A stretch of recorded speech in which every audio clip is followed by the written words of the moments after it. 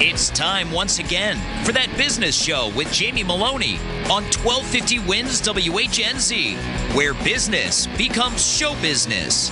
Now, live in studio and promoting the entrepreneurial spirit that drives the American economy, your host, Jamie Meloni. Hello, everybody, and welcome yet again to another episode of That Business Show with Jamie Meloni, where business becomes show business. If you're finding me on the air for the first time, you'll catch me here weekdays at 8 a.m. on 1250 WHNZ, promoting the entrepreneurial spirit that drives the American economy. I want to take a moment to invite you over to my website, tampabayradio.com, where you can catch all the show updates and show recaps, as well as all of my property listings, as I am a bank-owned property specialist with Coldwell Banker and specializing in foreclosure sales for the past 7 years. And so a great resource for properties, and also to catch a lot of great interviews of That Business Show with Jamie Meloni. In studio with me today, I've got a guest co-host with me. Stella Giudicelli is not with me today. I've got my co-host, Marilyn Zaya, is with me. Marilyn, how are you doing today? Good morning. How's everybody doing? I'm sure they're doing great. So you're looking a little bit nervous there, but it'll be a lot of fun. So I have a pepper up the voice a little bit and have some fun with it. So tell the audience a little bit more about yourself. Well, I'm a real estate agent. I've been doing this for 8 years right now, and moved here about 18 years ago from Puerto Rico. Yes, and you're also you taught yourself the English language as well. You came out of Puerto Rico not even speaking the English language, a single mother, and taught yourself the language. I think you taught yourself through watching television a lot too, right? You taught yourself. It helps a lot. Yes. So, first you come here and you're trying to, get used to cultural changes, but it's been fun. I love it here. So I have a little bit of both worlds. I mean, I can always fly home when I want to. Yes, I know you love Puerto Rico as well. And we're joined in studio with the relationship coach, Jody Agard. And let's go ahead and bring her in. She is a motivational speaker and author, and she has over a decade of experience in relationship coaching, and she's the author of Let Love In 101. Jody, how are you doing today? Great. Thanks for having me on your show, Jamie. And this is a great segue here, because Marilyn and I have had a 12-year relationship, and we're good friends now and everything. And so I'm kind of putting her on the spot here a little bit, so she's kind of nervous about this. But I've been talking about it all week, so if she would just listen to my show, she knew what I was going to do, because I was going to talk about this week. Right. So, but first of all, Jody, tell us a little bit more about yourself and your book and all this. So I'm a relationship coach, and I work exclusively with women over 30 to connect with a person or a mate that they can share their life with.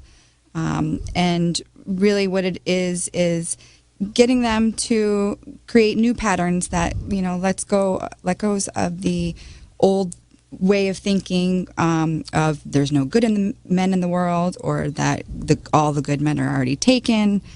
Just buying really into that notion really ends up keeping them stuck and single. Yeah, I mean, I guess after you get over the age of 30, it kind of becomes difficult to find somebody. A lot of people have past, failed relationships, a lot of baggage. What do you see as some of the primary concerns in relationships, with women and finding new relationships after 30? Just that is exactly right. Is that they carry that baggage with them. The stories that they start telling themselves after a breakup or a divorce. Or cheating or infidelity. It's those stories that we kind of end up carrying with ourselves, and saying all men are cheaters or all women are cheaters. Just those things are just blocks to really being able to connect with the person that they really want to be with, which is someone loyal and a healthy relationship.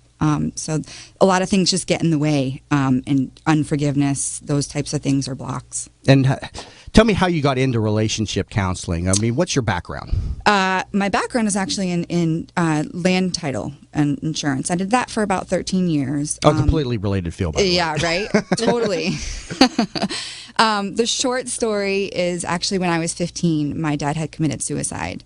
And that just knocked me off my feet. I mean, I just was knocked down, and I started building walls, and I was really fearful of letting anyone get close to me. I was very guarded.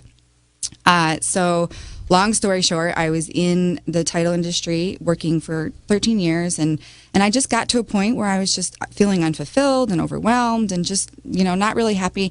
And one of the things that I always did was anytime that I felt, I'm heart-centered and I love to help people, and anytime I needed that, I would go back into the medical field, because I also have a background in medical field.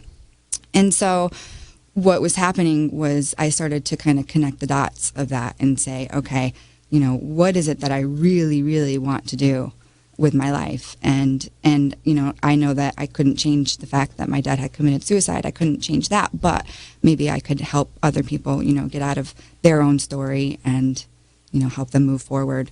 Now, when you're coaching the women into relationships, do they oftentimes bring in their mate and everything, and you have kind of like a group discussion? I have done couples coaching, but it's usually the woman coming to me saying, I'm not happy. Help me. And what are they complaining about? I want to know what us men just are not doing right. Because to me, I complain about like her all the time, right. You know, what she does or does not do and stuff. So what is the big complaints that you hear from women in relationships? Listening, and not just with your ears, but with your heart. And really listening to what they have to say instead of just trying to jump in and fix everything, because guys are fixers and they just want to, you know, go, which is wonderful. But, you know, there needs to be a point where they just kind of step back and say, okay, I'm really listening to how you feel, and, you know, and not try to change the way that they feel either. Right. Would you agree? I do agree. I think it's important that they understand that no one really changes. You just got to come to that middle term where everybody compromises, and then they take it from there. They learn about each other's needs, and once they know each other that way, I think they can find a successful meet. But I always say no one changes, so you'll have to just get to that point where it's they're, like I said, they're compromising, and they come to an understanding. So yeah, it's just a matter of just really allowing the person, your mate, your spouse, your boyfriend, your girlfriend, to be who they are. Right. You know, just accept them for who they are instead of trying to change them and put them into a box. Right. And I've always considered myself a good listener. I mean, shoot, you're quite the talker, and I usually just sit back and listen whenever you go on one of your rants anyways. I mean, don't you think I'm a good listener? I mean, what do you think? yeah, Marilyn, let's hear it. I think that, you know, yes, you do listen. However, you try to create your own opinion about it. You know, it's like she said. I mean, you're very technical. You want to fix it. Mm-hmm. You're problem solver. So you just want to go ahead and get it done, get it fixed. What's the quickest way, and move on. But as women, we're very more emotional, and we'll just we'll sit on it for a little while. You know, even though you guys have moved on, we're still thinking about it.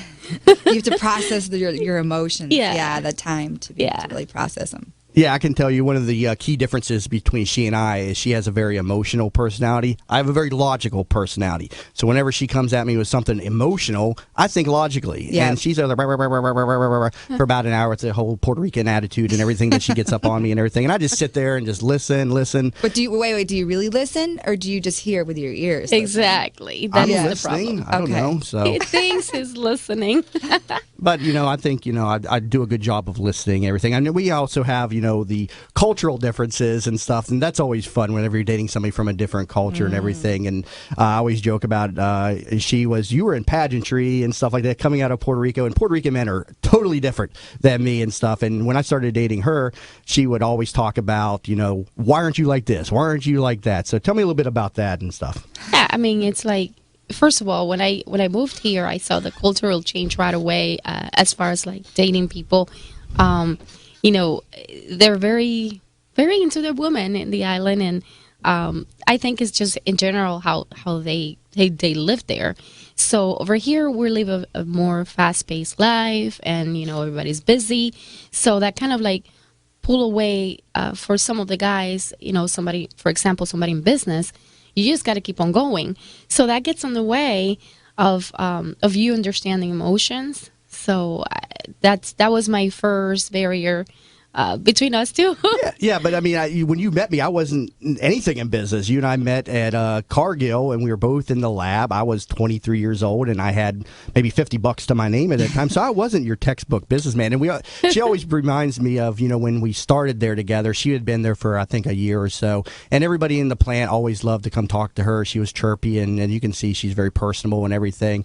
And I started, you know, working there, and I didn't even talk to her for like a year. I just ignored her, and that always bothered her and stuff. I was going to say that probably just created more. Yeah, Probably, yeah. Yeah. So, but yeah, I mean, I knew that as soon as we started talking, he was a cool guy and all of that, and like his personality, the way, you know, he was very, very friendly.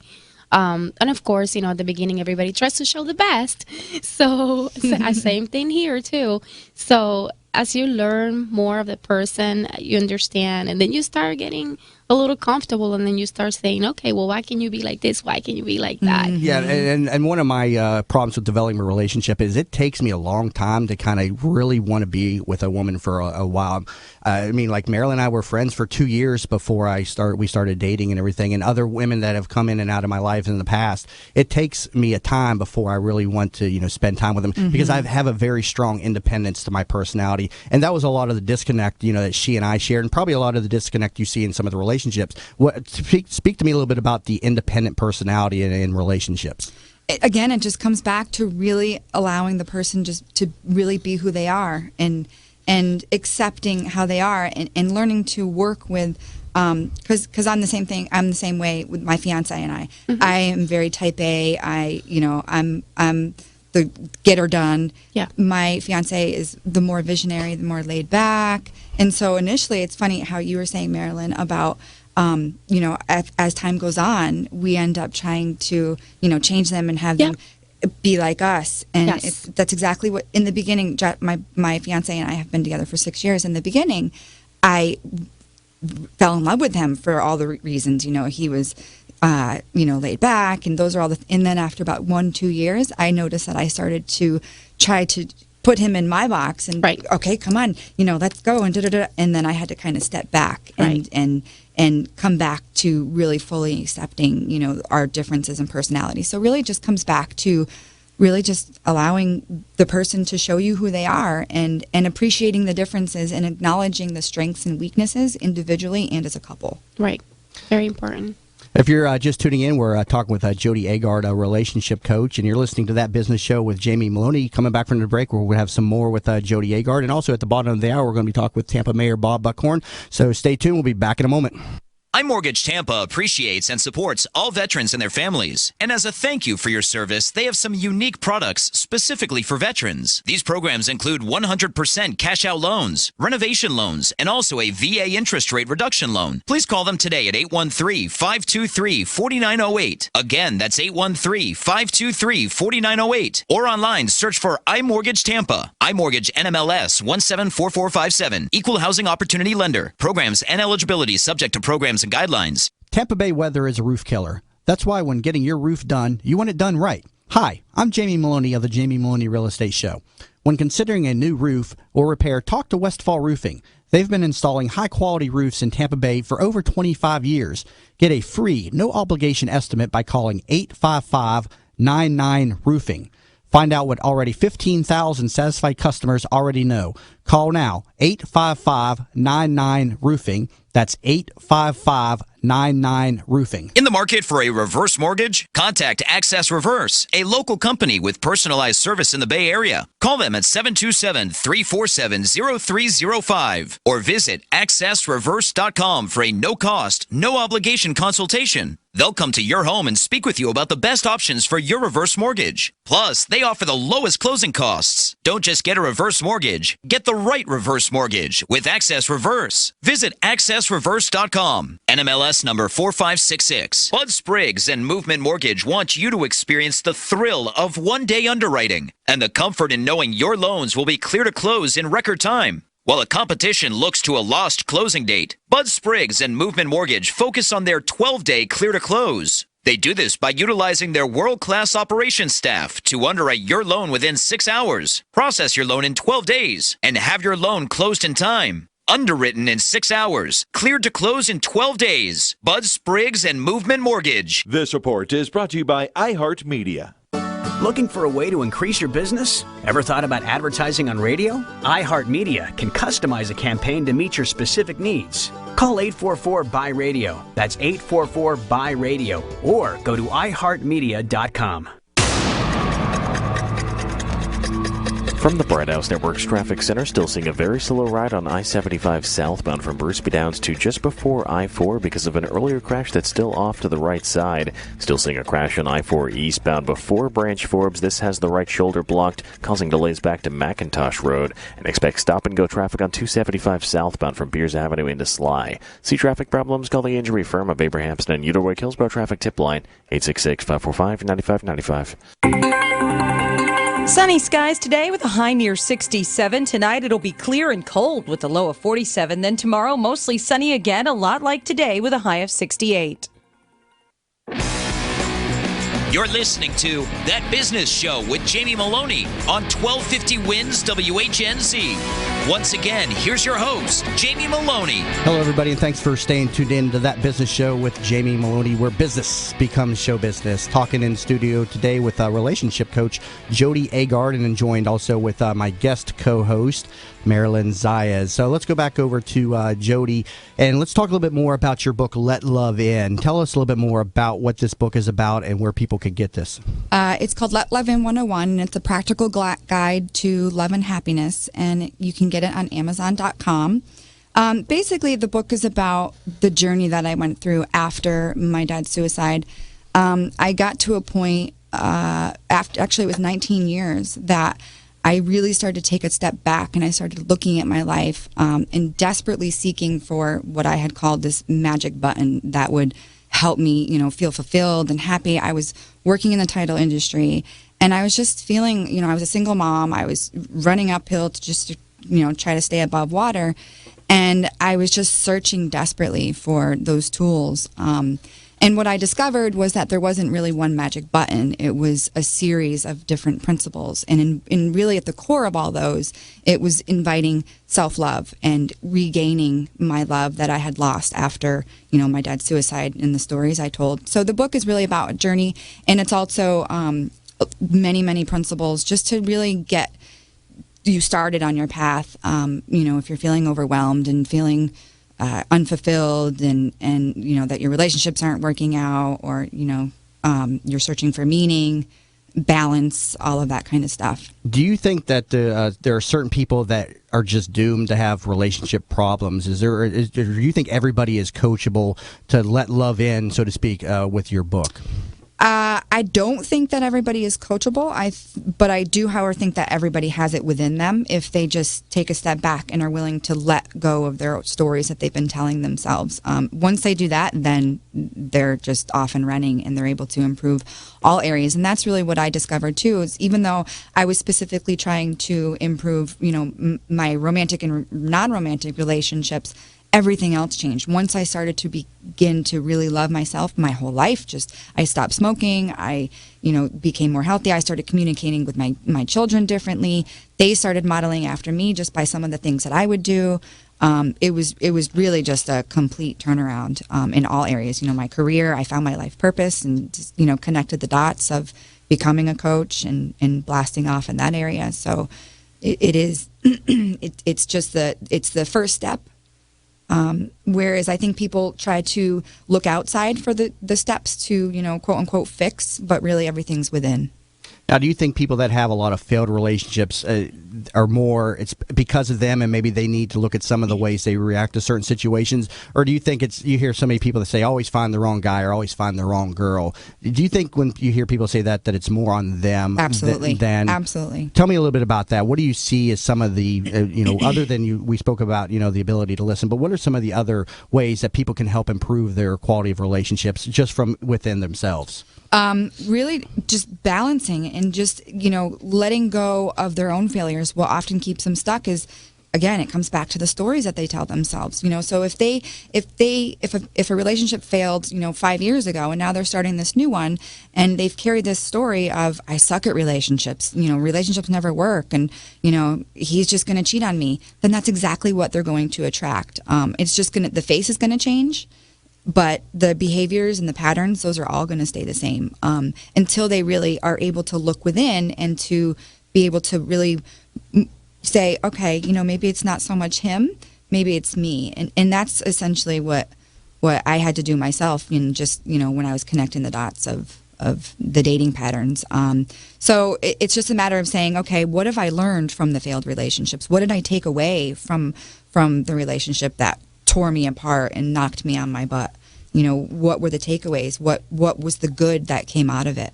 It's always been my theory that a good relationship must have a basis in friendship. I mean, if you're just together because of the sexuality that you feel between each other, that stuff dies off later on in the relationship. And so, a bond has to be rooted in friendship. Even Marilyn and I, to this day, are great friends, even though when we're together, you'd think we'd hate each other. But we sit there and argue. But ultimately, we are best friends. Speak a little bit about, having a common bond, because you see so many people get together for the wrong reasons, and it just explodes years down the road when they're just so different. The foundation, absolutely, you're right, Jamie, is friendship. And sadly, we end up taking our partners for granted, and we end up treating our friends great. But I've dated a couple of guys in my past that I've said they're great friends, but they're horrible boyfriends.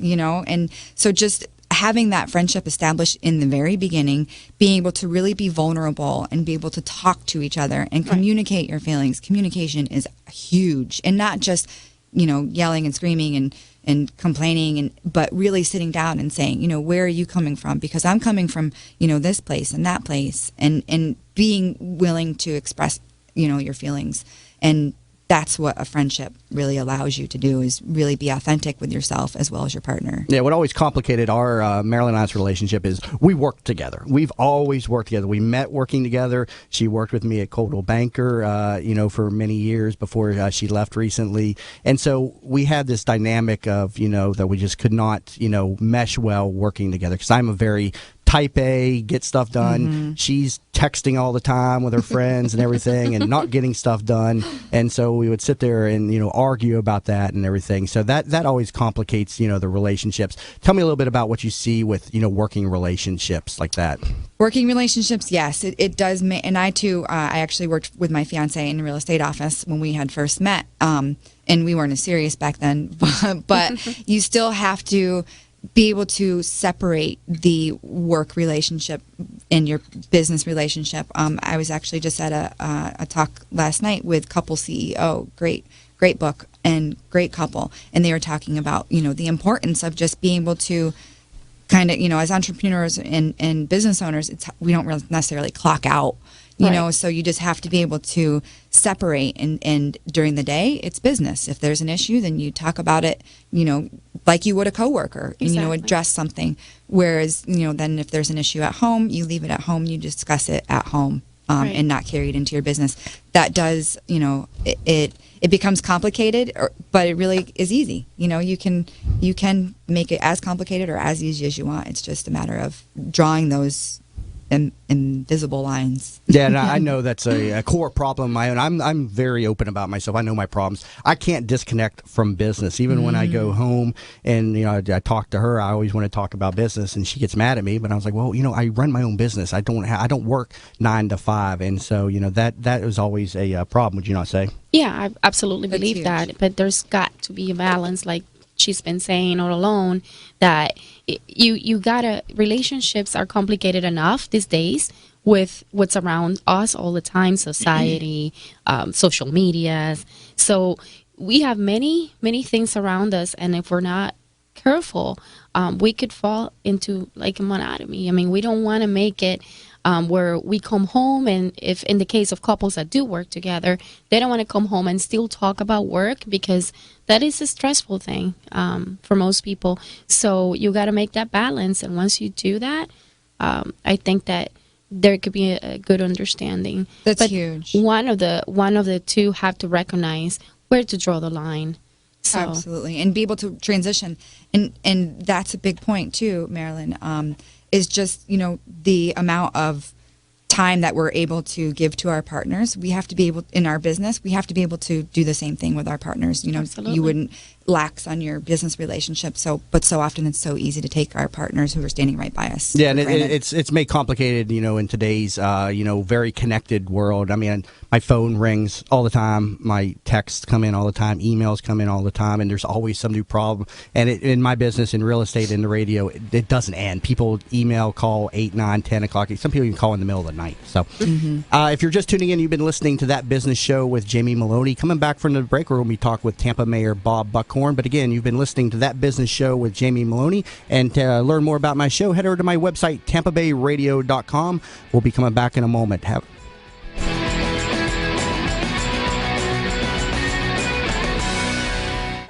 Hi, your house here. What? No, really, it's me, your house. We gotta talk. Seriously? Yeah, look, did you know I'm wasting your energy and money? Oh, the electric bill. Exactly, but Tampa Electric can help. Really? Sure. Just call Tampa Electric for a free home energy audit. An energy analyst will come over and inspect my ductwork and insulation. For real? Check windows and doors for leaks. Examine heating and cooling systems. Look at all the places I waste energy. Wow. The analyst will recommend energy efficiency solutions and even offer you rebates. How cool is that? That is cool. Hey, wait a minute, House, have you always been able to talk? Yup. Then why didn't you? Didn't want to creep you out, man. Uh-huh. Get your free home energy audit and start saving energy and money at your house. Call Tampa Electric today at 813-275-3909 or visit tampaelectric.com/save. Tampa Electric, the power to save you money. Each franchise independently owned and operated. Offer good on selected window treatments for a limited time. Minimum purchase required. Ask for details.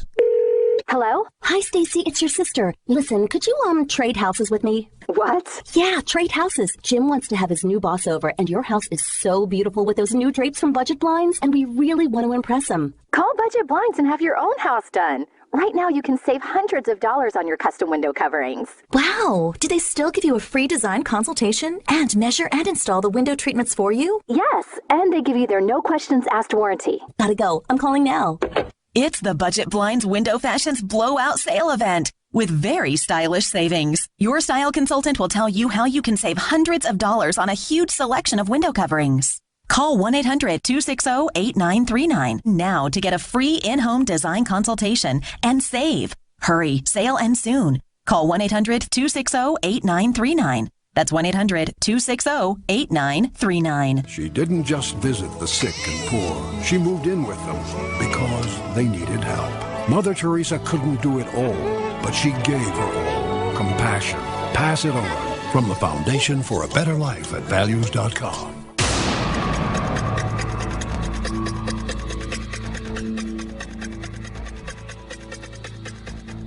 From the Bright House Network's Traffic Center, heavy delays now on I-75 southbound from Bruceby Downs all the way down to just before I-4. We've now had a second crash approaching I-4. This one has the left lane partially blocked, and plus it has debris in the right lane. Delays continue southbound on 275 from Beers into Sly. And we have a crash now in Pinellas on 4th Street at 54th Avenue North. See traffic problems? Call the injury firm of Abraham Snow. You're the way Hillsborough traffic. 1250 winds, Weather Center forecast. Sunny skies today will be a bit warmer, getting into the mid to upper 60s and overnight lows into the low 50s. Impact Radio, 1250 winds, WHNZ.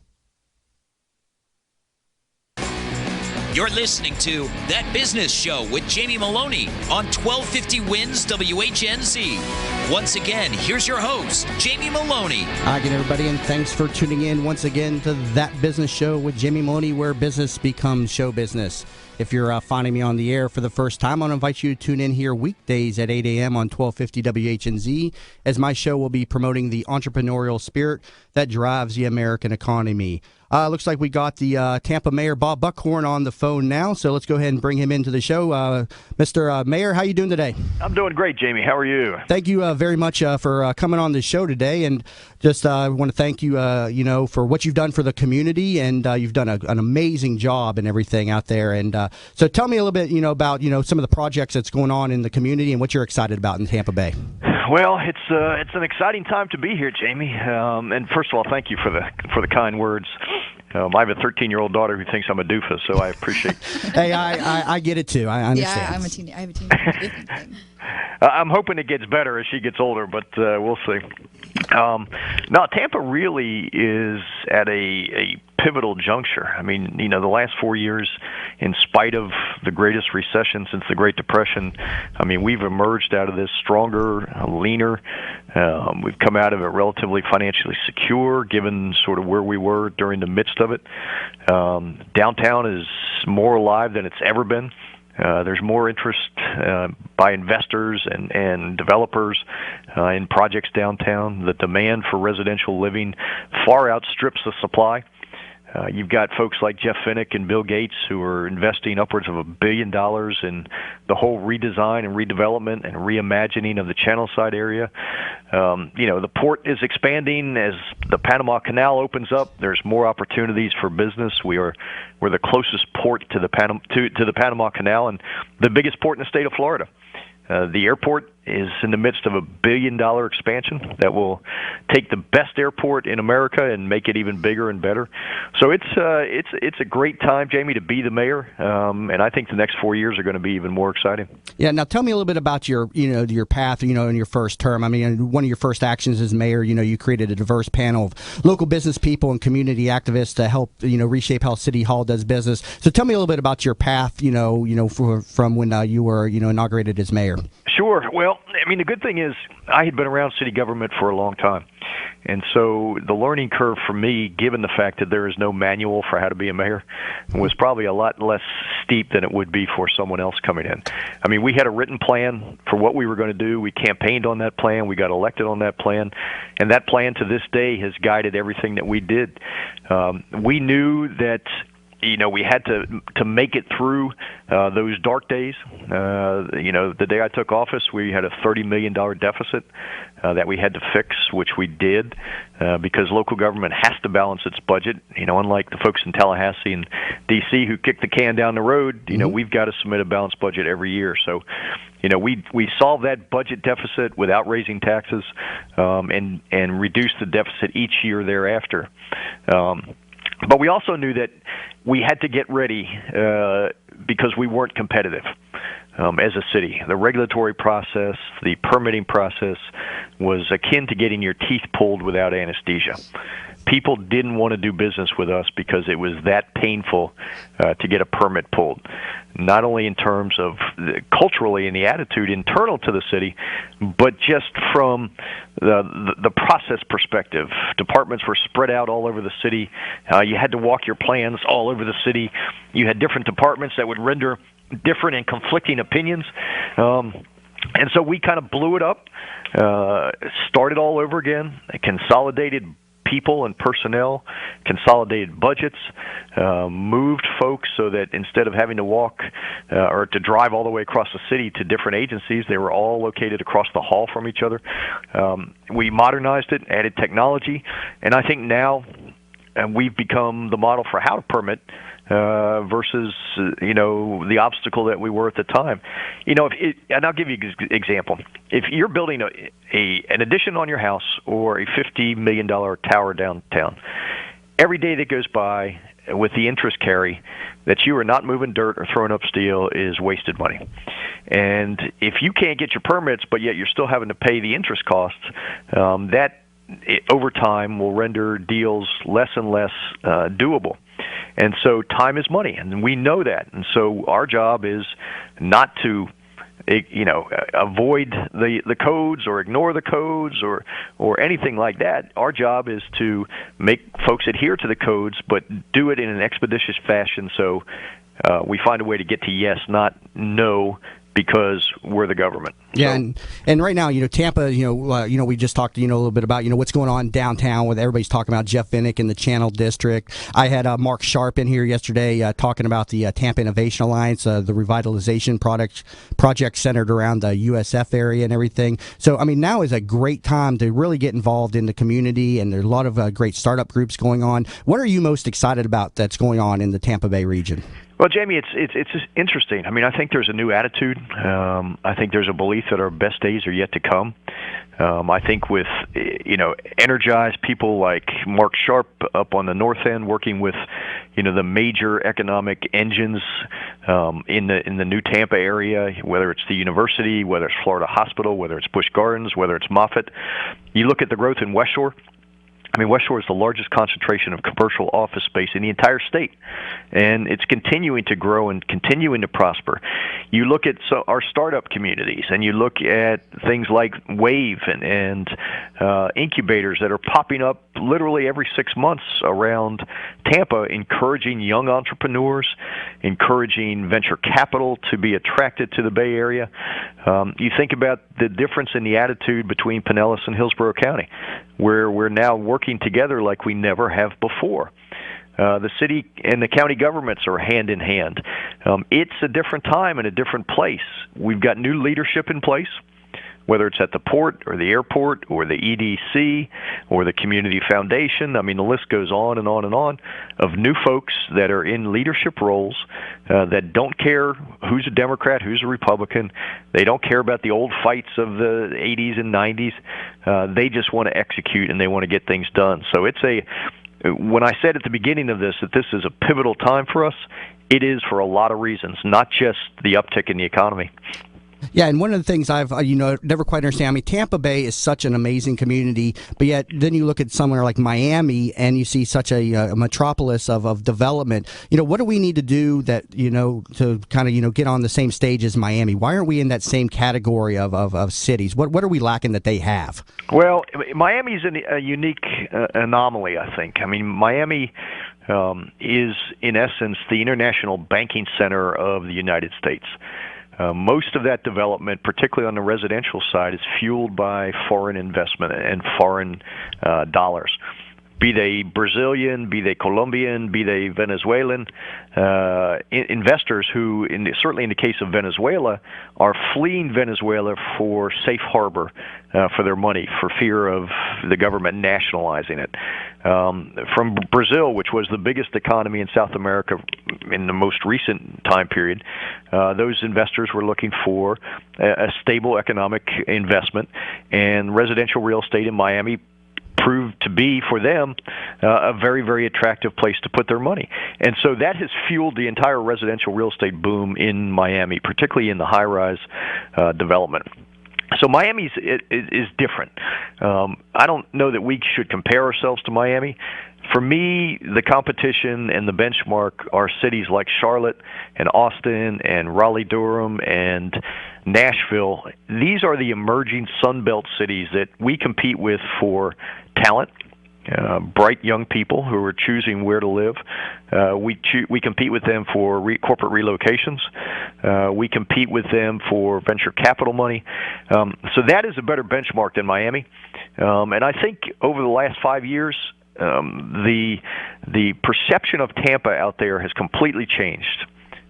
We used to be known as sort of a backwater call center location.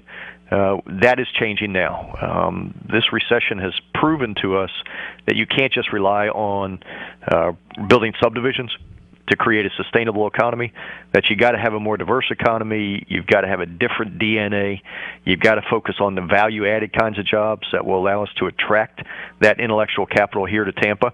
And if you don't have a downtown that's vibrant 18 hours a day, those young people are not coming here. So it's all part of a larger plan, but I think we're doing okay. Heck, Jamie, 2 out of the last 3 years, we've led the state in the number of new jobs created. And, I think that trend's going to continue. And I think over the next 10 years, south of Atlanta, Tampa Bay will be the economic engine that drives the Southeast. Yeah, we definitely need, a lot of revitalization or just more, live, work, play mentality in the downtown and the Channel District. And we know Jeff Vinnick's down there, and he's going to do an amazing job and everything. And there's a lot of efforts to recenter our city around the Hillsborough River. Talk to us a little bit about some of those projects. Sure. Something near and dear to my heart. Any city that has waterfront that doesn't take an advantage of it, is shame on them. I mean, the waterfront is the best asset that we have as an urban core. It ought to be the focus for everything that we do. In the 60s and 70s when downtown was bustling until you saw the phenomena of people moving out to the suburbs, the retail moving to the suburbs, the downtowns being abandoned. That is totally different now. And for years, we were a working waterfront port, a big phosphate destination. It was, in every sense of the word, a functioning port city, and the river was part of that. So much of the development occurred along the Franklin Street Mall spine. And we turned our back on the waterfront. Well, that has changed drastically, and there's good reason why it will change. The Riverwalk, which is 6 mayors and 40 years in the making, will open up this April. That will give you 2 miles plus of uninterrupted access to the river from the History Center all the way around to Eulalie and Waterworks Park. I think you're going to see private capital being deployed as a result of that. People want to be on the water. That is a natural gathering point for this community. But you also have to look at the west side of the Hillsborough River. I don't want that river to be the western edge of downtown. I want it to be the center of everything that we do. So we're looking at major plans for redeveloping the west side of the Hillsborough River, anchored by the University of Tampa, Tampa General Hospital, which is going to be building a new facility on Kennedy Boulevard. I think in 10 years you're going to see a very, very different downtown environment. But the focal point and the center of activities should be, needs to be the waterfront, because that is what makes us different and unique and more competitive to some of those other cities that I talked about. There's no river in Charlotte. There's no river in Raleigh-Durham. There's a river in Nashville, but that's a great focal point for us that we need to build off of. Yeah, and we got looks like an agreement possibly with Bright House to provide a Wi-Fi over along the riverfront too. Is that in place yet, or what's going on with that? It is in place. Yeah, we structured an agreement with our friends at Bright House to offer free Wi-Fi at the parks along the waterfront. So that is currently up and running. It's a great way to encourage people to come downtown and to literally work or play on the waterfront in the parks, and you can have access to your laptop. I mean, these young people that we're trying to attract here, Jamie, they can just as easily write code in Mumbai as they can in Tampa. Right, absolutely. And so you got to create an environment that they want to be at, and there's probably nothing nicer than a day like today, although it's a little chilly, to sit out in Curtis Dixon Park and to work on your laptop and enjoy the natural environment. Yeah. Well, Mayor, great interview with you today, and I want to thank you very much for everything you've done for our community. You've done a great job in first term here, and very excited to see what you do in the second term. So, again, thank you very much for coming into the show today. Hey, Jamie, thanks for the opportunity, and let's do this on a regular basis. Sounds like a plan. Thank you, everybody. That was Mayor Bob Buckhorn, City of Tampa. If you're just tuning in, you've been listening to That Business Show with Jamie Meloni, where business becomes show business. We'll be back in a moment. iMortgage Tampa appreciates and supports all veterans and their families. And as a thank you for your service, they have some unique products specifically for veterans. These programs include 100% cash-out loans, renovation loans, and also a VA interest rate reduction loan. Please call them today at 813-523-4908. Again, that's 813-523-4908. Or online, search for iMortgage Tampa. iMortgage NMLS 174457. Equal Housing Opportunity Lender. Programs and eligibility subject to programs and guidelines. Tampa Bay weather is a roof killer. That's why when getting your roof done, you want it done right. Hi, I'm Jamie Meloni of the Jamie Meloni Real Estate Show. When considering a new roof or repair, talk to Westfall Roofing. They've been installing high-quality roofs in Tampa Bay for over 25 years. Get a free, no-obligation estimate by calling 855-99-ROOFING. Find out what already 15,000 satisfied customers already know. Call now, 855-99-ROOFING. That's 855-99-ROOFING. In the market for a reverse mortgage? Contact Access Reverse, a local company with personalized service in the Bay Area. Call them at 727-347-0305 or visit accessreverse.com for a no-cost, no-obligation consultation. They'll come to your home and speak with you about the best options for your reverse mortgage. Plus, they offer the lowest closing costs. Don't just get a reverse mortgage. Get the right reverse mortgage with Access Reverse. Visit accessreverse.com. NMLS number 4566. Bud Spriggs and Movement Mortgage want you to experience the thrill of one-day underwriting and the comfort in knowing your loans will be clear to close in record time. While the competition looks to a lost closing date, Bud Spriggs and Movement Mortgage focus on their 12-day clear to close. They do this by utilizing their world-class operations staff to underwrite your loan within 6 hours, process your loan in 12 days, and have your loan closed in time. Underwritten in 6 hours, cleared to close in 12 days. Bud Spriggs and Movement Mortgage. She didn't just visit the sick and poor. She moved in with them because they needed help. Mother Teresa couldn't do it all, but she gave her all. Compassion. Pass it on. From the Foundation for a Better Life at values.com. From the Bright House Network's traffic center, seeing a stop-and-go ride on I-75 southbound from Bruceby Downs to just before I-4 because of a second crash we've had now that has the left lane partially blocked, plus there's debris all over the right lane. This crash is causing heavy northbound delays as people want to take a look at this crash as they pass by the area. See traffic problems? Call the injury firm of Abrahamson and Uterwick Hillsborough Traffic Tip Line, 866-545-9595. Sunny skies today with a high near 67. Tonight it'll be clear and cold with a low of 47. Then tomorrow mostly sunny again, a lot like today with a high of 68. You're listening to That Business Show with Jamie Meloni on 1250 Wins WHNZ. Once again, here's your host, Jamie Meloni. Hello, everybody, and thanks for, again, staying tuned in to That Business Show with Jamie Meloni, where business becomes show business. And again, you're going to find me here weekdays at 8 a.m., where I'm promoting the entrepreneurial spirit that drives the American economy. And take a moment to invite you over to my website, tampabayradio.com. We can catch all of the past shows of That Business Show and also catch all of my property listings as I also leave here and go sell real estate for the rest of the day. So I'm multifaceted and very entrepreneurial. So anyways, in studio today, we're talking with Jody Agard, relationship coach, and we were talking with her before the mayor came on. And I want to talk a little bit about some of the tools that you teach for transitioning people out of work back into relationships. You mean the balancing of the day? Yes. And transitioning. Yes. Mm-hmm. And so basically you have to start with awareness. You have to just check in with yourself. One of the things actually that starts well before the end of the day is the beginning of the day. And what I used to do is, before I kind of became aware and woke up, one of the things that I used to do was, I'd open my eyes and immediately just blast off. I mean, I would just be in the shower. By the time I got in the shower, I was so stressed out because in the shower, I was already thinking about the zillion different things that I had to do for the day. And it was already, spinning through my mind, and I'd blast through, breakfast, and sometimes I didn't even eat, and just continue to, charge through the day. If you start your day with the intention that, yes, you have an hour and you have to get ready, or an hour and a half or whatever, but it doesn't have to be, charge, let's go. You can really, what helps is to be present in the moment. And you have to take a shower anyway, so you might as well just enjoy it and feel the water on your back. And as cheesy as that sounds, it really does allow for setting the intention to the day of not just so, let's go.